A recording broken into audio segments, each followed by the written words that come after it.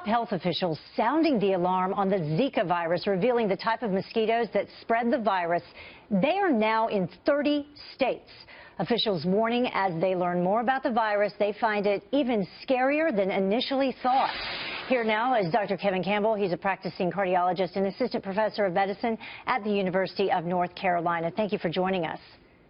Thanks so much for having me. So, Dr. Campbell, the CDC, they've declared a level 1 emergency. We hear 30 states now have these mosquitoes in them. What exactly is a level 1 emergency, and why have they done that? You know, that is the highest level of public health alert that the CDC issues. They did that a few years ago with the H1N1 flu. They did it during Hurricane Katrina and the fallout of that. So it is a big deal. It means that lots of resources are mobilized, they're ready to go, and they're going to need more funding to make this happen. And what about worldwide, and how did it make its way here? You know, we've had a lot of travelers that have gone to endemic areas like Brazil and other places. Even in U.S. territories like Puerto Rico, it's becoming more and more prevalent.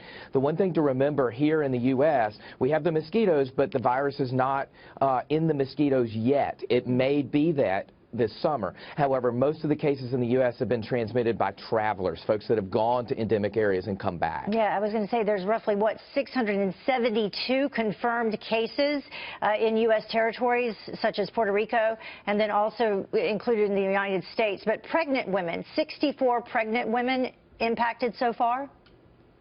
That's exactly right. And for pregnant women, this can be devastating. You know, we've learned in the last week now that not only does it associate itself with microcephaly, these children that are born with small brains and underdeveloped brains, but also with blindness and premature births. And there's also some things that we're seeing in adults, such as Guillain-Barré, which is a paralysis syndrome, and now another disease that's very similar to multiple sclerosis, all being associated with Zika infection. Okay, so what do we need to do to try and avoid this? You know, I think the biggest thing is we've got to, in areas that are endemic to mosquitoes, we've got to come up with public ways of eliminating mosquitoes or controlling these populations. I think we need to educate the public about the fact that this can be sexually transmitted if you're infected with Zika, and pregnant women need to make sure that they don't contract the disease. I think that we've got to really redouble our efforts to make a vaccine as well. And how likely and when do you think that vaccine will be available? Based on my sources, it looks like we're making good progress, and September of this year is a target date for the vaccine. We also need a rapid blood test so we can quickly identify people who have this disease, because 80% of people don't even have symptoms. Well, yeah, and what are those symptoms finally?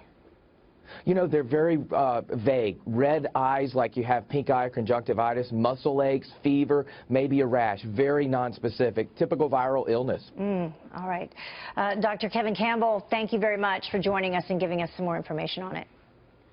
Thanks so much for having me.